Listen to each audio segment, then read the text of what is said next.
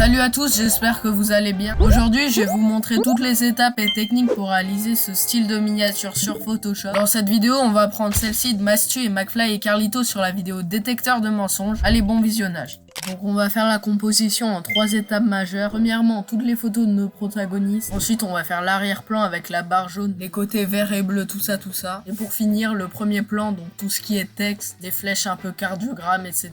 Donc moi, j'ai toutes mes images qui sont ici. Donc je vais tout de suite mettre la photo de Mastu. Pour détourer, vous savez comment on fait. On va dans sélection, sujet, on attend un peu. Ensuite, pour ajouter des endroits dans la sélection, on prend le lasso, on maintient majuscule et on a juste à entourer. Pour en enlever, on fait pareil, mais avec la touche Alt. Franchement, c'est pas grave si c'est pas très précis. Une fois que notre sélection nous convient, on clique juste ici pour créer un masque. Ensuite, vous pouvez un peu réajuster les endroits avec le pinceau en noir. Pour ceux qui savent pas comment on fait, je vous montre vite fait. Vous prenez votre pinceau avec la dureté au maximum et l'opacité au maximum. Vous prenez la couleur noire et vous avez juste à tracer. Donc maintenant qu'on a notre mastu bien détouré, je vais faire les autres. Donc vous faites le même procédé à chaque fois. Essayez de les disposer comme sur cette image. J'essaierai de vous mettre les images dans la description. On se retrouve tout de suite, timelapse. Maintenant qu'on a nos 3 youtubeurs, on va essayer de constituer l'arrière-plan. Donc la première chose qu'on va placer, c'est la barre jaune qui sépare les deux côtés. Donc pour ça, rien de plus simple, vous cliquez sur U pour sélectionner l'outil rectangle. Vous mettez le fond en jaune, vous tracez un peu large mais pas trop non plus. Ensuite, on va la pivoter légèrement vers la droite, comme ceci. Pour reproduire l'effet de glow qui se trouve sur la barre, vous double-cliquez sur le calque, vous allez dans lueur externe, vous mettez la couleur dans le même jaune que la barre, vous mettez le mode de fusion en densité linéaire ajout, et vous mettez à peu près les mêmes paramètres que moi. 24 pour l'opacité, c'est assez bien par exemple. Et puis je vous conseille de pas mettre une taille trop élevée, entre 15 et 30, 24 pour ma part, ça ira très bien. On fait OK. Donc évidemment, on va couper toutes les parties du corps des personnages qui dépassent de la barre. Donc pour ça, vous embêtez pas, prenez le pinceau en noir full opacité, full dureté, et vous faites comme ça. Maintenant, pour faire cet arrière-plan avec un côté bleu et un côté vert, on va commencer par mettre un quadrillage blanc sur noir, comme ceci. On va le glisser tout derrière. Maintenant, on va mettre les espèces de flèches cardiogramme là dont je vous parlais. Donc pareil, je vous mettrai le lien dans la description, mais ça se trouve très facilement sur internet en PNG, totalement gratuitement. Donc on va la dupliquer pour en mettre une autre de l'autre côté. On fait V, on maintient Alt et on la déplace. Comme ceci. On supprime les parties qui dépassent. Pour ce qui s'agit de la flèche de droite, on va double-cliquer sur le calque. On va aller dans incrustation couleur. Et là, vous pouvez voir que vu que j'ai déjà réalisé cette miniature auparavant, il y a déjà les bons paramètres. Mais en gros, l'idée, c'est de prendre un vert à peu près comme ceci et d'ajouter en plus une lueur externe. Donc pareil en vert. Avec le même mode de fusion que tout à l'heure. On va faire pareil pour la flèche de gauche, mais cette fois en bleu. Donc on double-clique. On va dans incrustation couleur. On met un bleu assez clair à peu près comme celui-ci. On met la lueur externe et on n'a plus qu'à faire OK. Maintenant, ce qu'on va faire, c'est qu'on va créer un nouveau calque. On va sélectionner l'outil dégradé. On va prendre un dégradé du vert assez clair comme ça jusqu'au noir et on va tracer une ligne comme ceci. Encore une fois, on coupe ce qui dépasse de la barre jaune. Ensuite, on va passer ce calque en mode densité linéaire ajout. Maintenant, on va faire pareil de l'autre côté. Donc, j'ajoute un calque. Je sélectionne l'outil dégradé. Ici, je vais remplacer mon vert par du bleu. Je fais OK.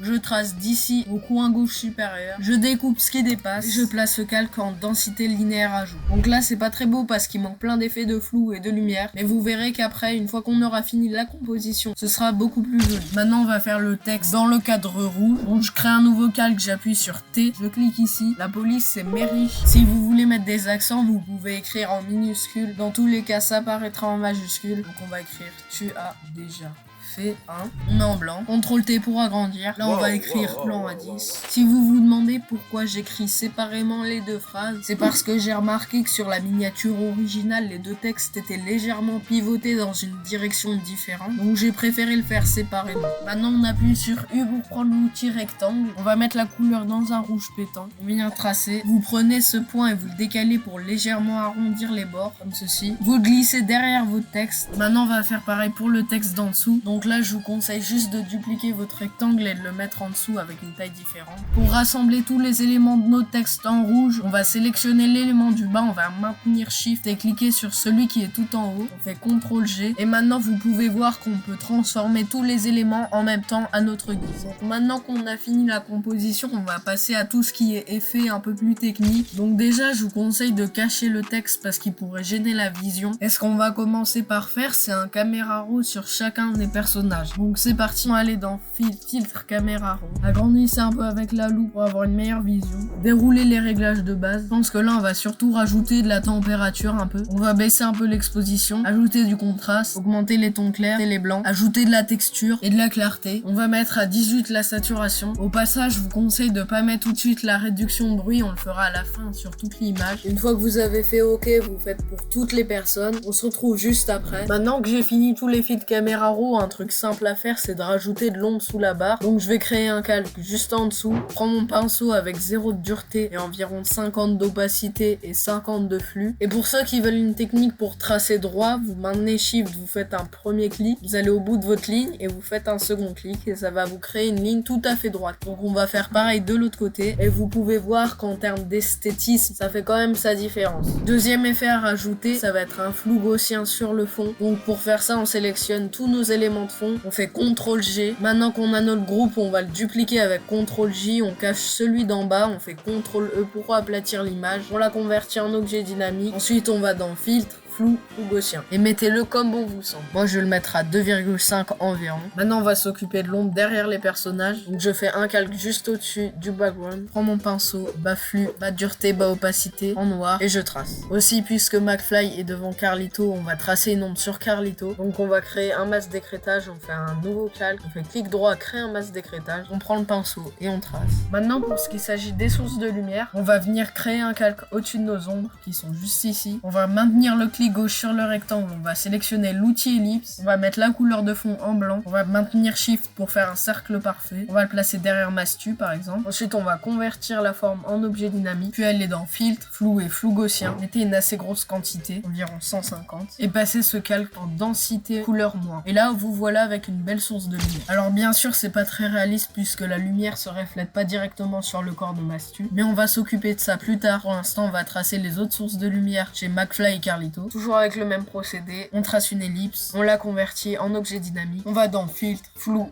gaussien, on passe le calque en densité couleur moins et on réduit un petit peu l'opacité. Avant de faire les lights sur Mastu, on va rajouter une goutte de sueur. Donc pareil, j'essaierai de vous mettre un lien dans la description, mais vous pouvez le trouver facile sur internet. On va un peu la fondre avec un masque de fusion. Et voilà, c'est parfait. Donc, pensez à dézoomer souvent pour voir si ça se voit de loin. Maintenant, on va faire les lights sur le corps de Mastu et de McFly et Carlito. Donc pour faire les lights, on va tout d'abord créer un nouveau calque sur lequel on va faire un masque d'écrêtage. On va prendre le pot de peinture, le mettre en blanc et colorier. On va créer un masque de fusion, on va faire CTRL-I pour l'inverser. Ensuite, on vient prendre le pinceau en dureté maximum, opacité maximum et flux maximum. On va le prendre environ à 5 pixels et on va repasser tous les contours de Mastu en blanc. Donc, je vous fais une timelapse.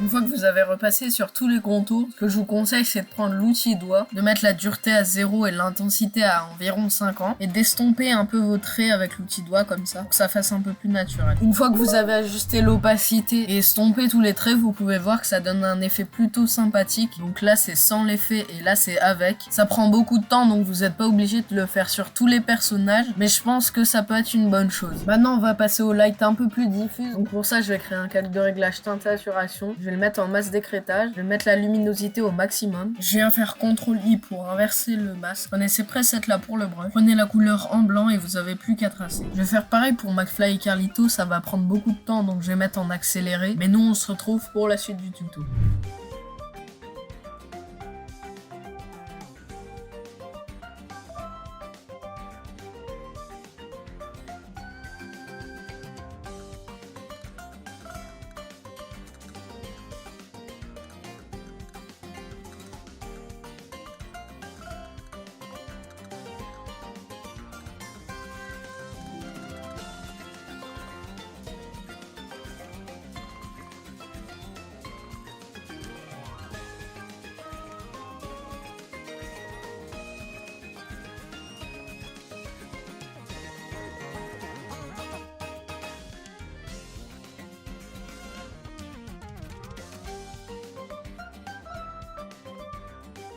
Maintenant qu'on a terminé les lights, on va pouvoir faire réapparaître notre texte. Juste en dessous, on va créer un calque pour faire les ombres. Donc on prend le pinceau en noir, bas opacité et basse dureté. On trace. Ensuite, vous pouvez jouer avec l'opacité comme ceci. Donc vous pouvez déjà voir que ça rend plutôt pas mal avec les ombres. Donc là, vous pouvez déjà voir qu'on a un assez bon résultat. Maintenant, on va s'occuper du caméra raw et du flou de profondeur. Donc pour ça, on va aller sur notre tout premier calque qui est tout en bas. On va le déverrouiller. On va maintenir Shift et on va cliquer sur celui qui est tout en haut. Donc là, en l'occurrence, c'est mon groupe 1. On fait CTRL G. On duplique le groupe avec CTRL J. Une fois dupliqué, on peut masquer celui qui est en bas. On fait CTRL E pour aplatir l'image. Donc là, on a d'autres images aplaties, mais le problème, c'est que du coup, ça dépasse sur les côtés. Donc pour y remédier, on prend l'outil de sélection rectangle, on sélectionne tout, on fait CTRL J, on supprime le calque d'en bas et on convertit celui-ci en objet dynamique. Donc maintenant qu'on a notre image, premièrement, on va appliquer une profondeur de champ. Donc on va aller dans Fil, Galerie d'effets de flou, Flou de profondeur de champ. Là, on a une espèce de punaise à la place du curseur qui est apparu. C'est pour placer des points. Donc on va en placer 8 en tout, déjà sur la tête des youtubeurs.